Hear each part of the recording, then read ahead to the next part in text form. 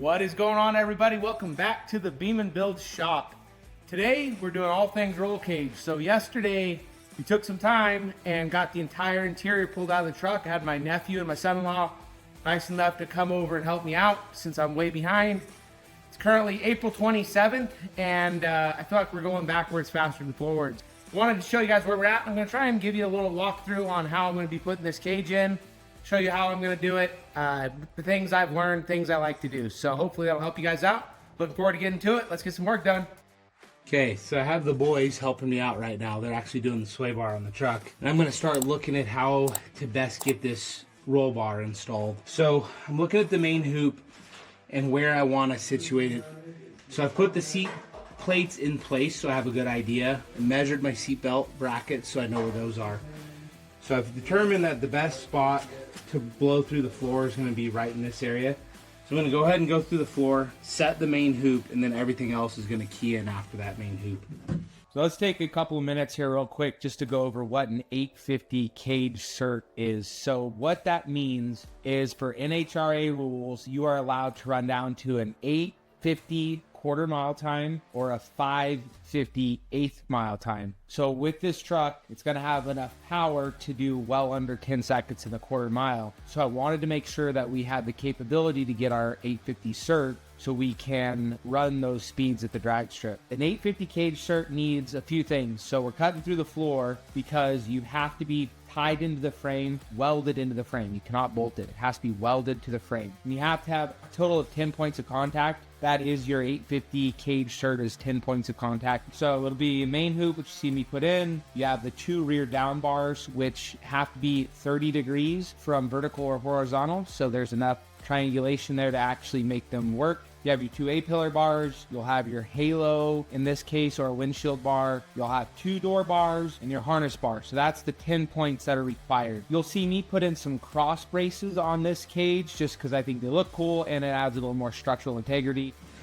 All right, so I just got this thing braced in place. I'm using clamps to hold it. So I drilled my holes through the floor. So the outriggers are down through the floor already. And then I'm using clamps to hold it in place. And then I'm gonna set everything else off this center bar here. All right, so right now I'm gonna measure for my halo bar where I wanna put it. They make this a little long so I can cut it, notch it to get it to fit. I'm gonna try and see about where I want it and then get this all burned in here. I wanna put it back about like so.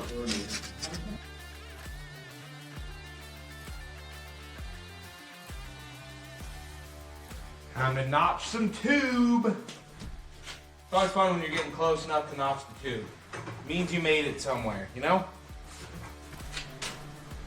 So right now I'm just making sure that my bar has an equal angle to what my vise does. It's pretty dang close. I think we're good.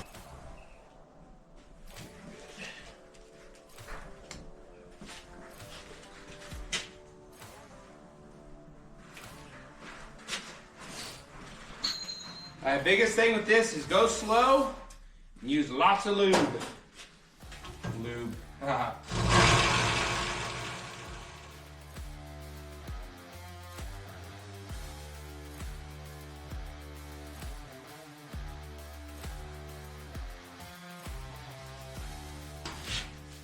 Bingo!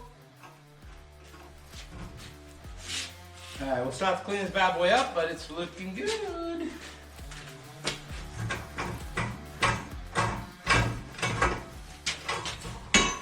Alright. Now I have a notch tube. Obviously, we got to clean all this up. That's even when you notch with a good notcher, you still get some of the slag. So we'll clean all that up with the flap wheel and we'll be ready to test fit this thing. Okay.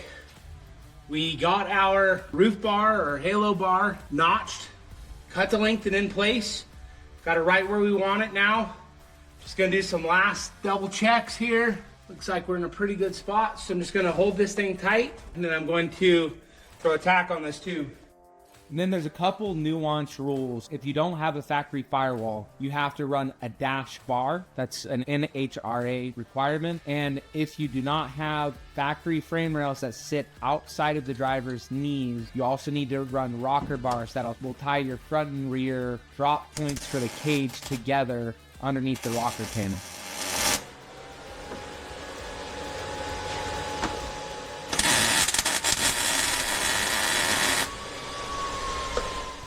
Okay, we're at a point now where we have our main hoop in and we have our halo bar tacked into place.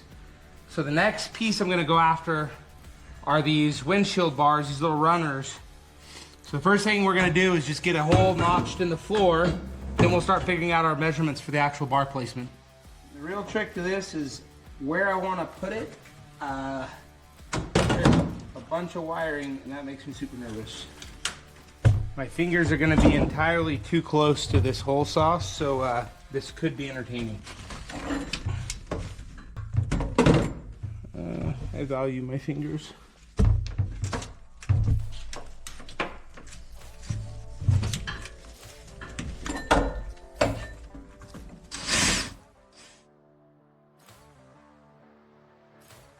Time to turn this ugly tan headliner into a nice black headliner. We're gonna do a full color swap in this interior. So I'm in the middle of doing my roll cage right now, and I just realized that if I don't get the headliner back in before I put the roll cage in, I'll never be able to get it back in. So trying to think forward. I definitely didn't used to do that when I was younger and pretty new to doing this, but trying to think ahead. This is gonna have to go in before I get that roll cage finished up. I guess we turned it from tan to gray. Probably gonna take a few coats.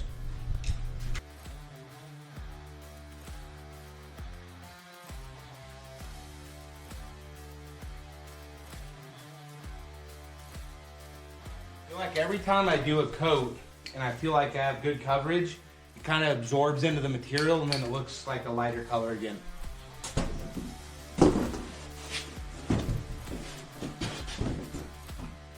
You guys see me keep flipping this over. The reason I'm doing that is because there's kind of some nooks and crannies in here, and when I flip it, it helps me get into all these at a different angle just to make sure I get better coverage.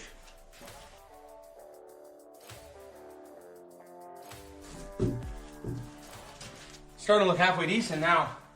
It's taking like 3 cans of this stuff, but I'm using this high-tech vinyl, plastic, and carpet dye. Seems to work in less coats than the Duplicolor stuff. It is a bigger can though, so maybe it's, you know, just placebo effect, but it does seem to be covering well.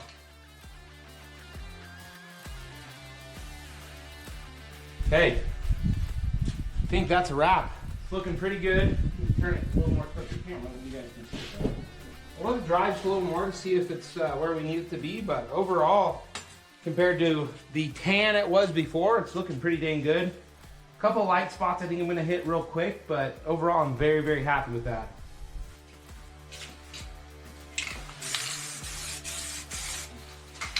Well, looks like there's about 4 cans of this stuff. It's not cheap, but it's a heck of a lot cheaper than trying to get a reupholstered headliner. Just a little bit of work. I'm actually super excited. So this is like the start of the recolor of the interior. I can't tell you how much the tan interior bugs me.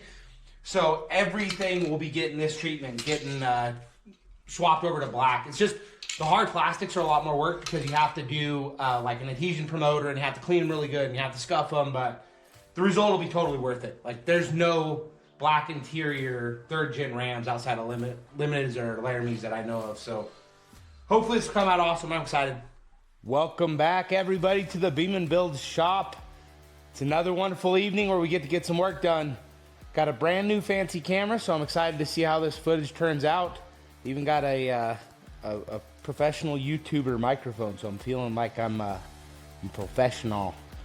So let me show you guys where we're at, kind of what we're doing. Made some progress on the cage yesterday. I ended up being out here for like ever. I wanted to get the cage first coat of paint and it just took me a long time. So I'm gonna show you guys kind of what we got going on. You can see we got the welder out here, so real work's getting done. So we got the cage dropped down through the floor right now. So we got kind of the initial welds, initial coat of paint on. Looks halfway decent. Then we got our down bars poked through here. So the rule is you got to have 30 degrees from vertical. So that was the best place to pull them out. It'll actually drop on the frame rail right behind the rearward body mount, right to the frame. So I think we'll be good. Does mean there will not be a back seat in here though, that's for sure. I wish you guys could see the paint on here. It's actually a metal flake. We have it all color matched to the engine bay. Welds came out halfway decent. My harness bar, I haven't been able to set the seat yet, so I can't set my harness bar. But overall, cage is coming out pretty nice. This is a Rhodes race car cage. Definitely is not fully fit to the truck. You have to do some notching and some cutting, but overall, I'm not mad about it. It came out pretty good.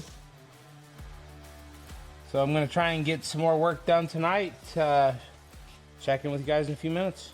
We got everything stripped out of here.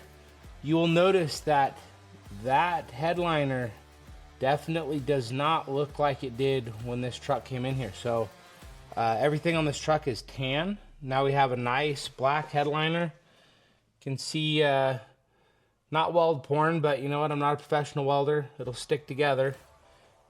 Should pass tech, no problem, I sure hope. I did have a learning lesson I'll share with you guys here.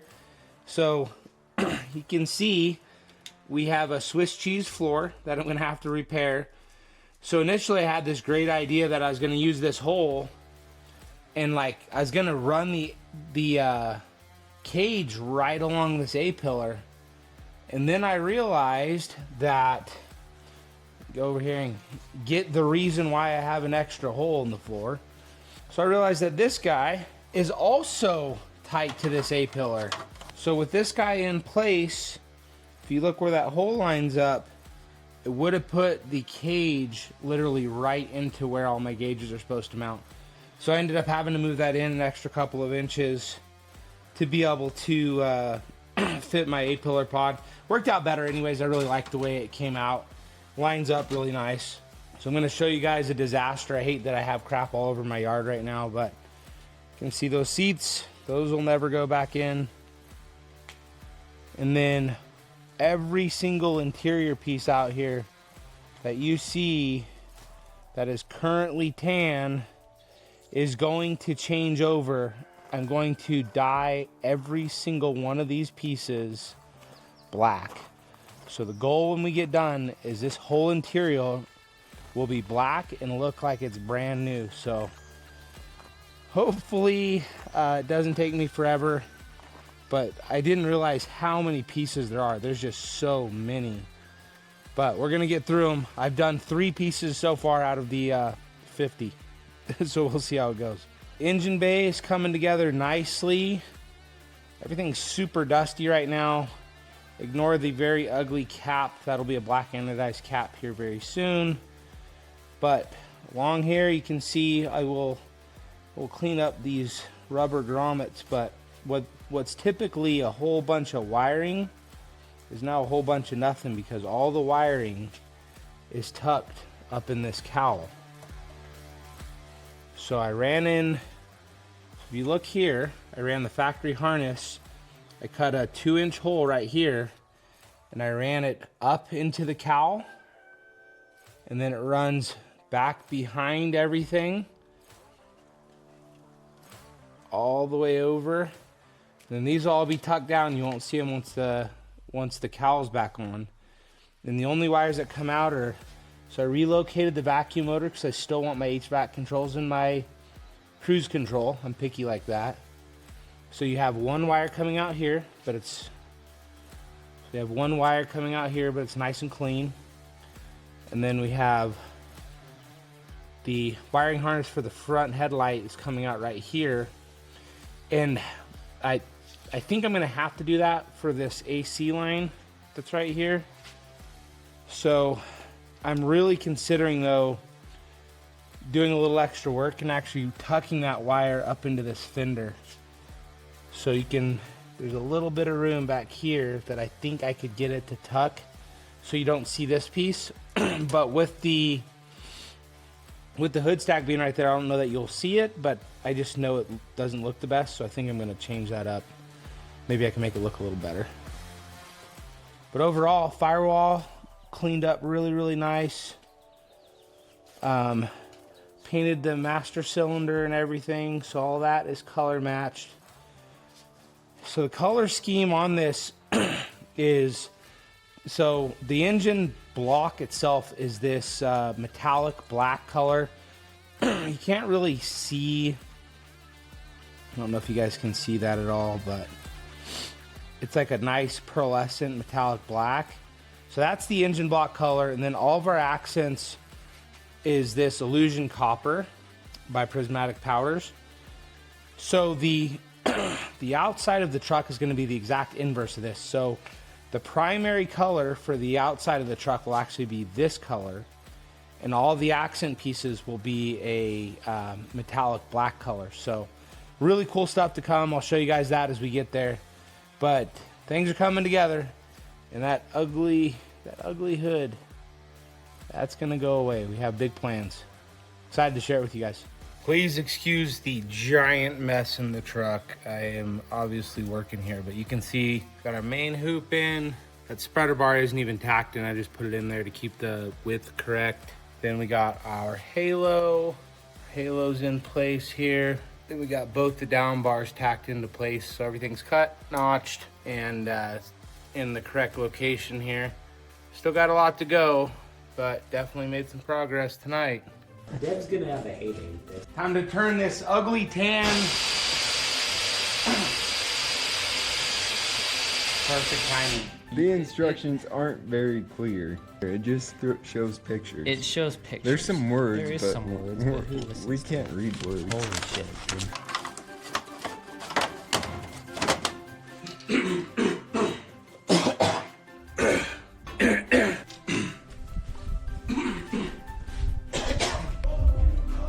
Yeah, it's over there. Oh, okay, there we go.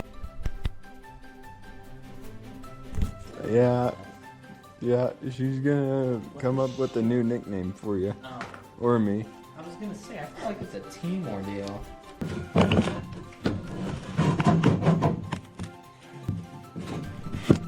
The camera mount became a bar holder. Sorry, guys. You know, she might just get a laugh and she'll be like, we'll post a blooper.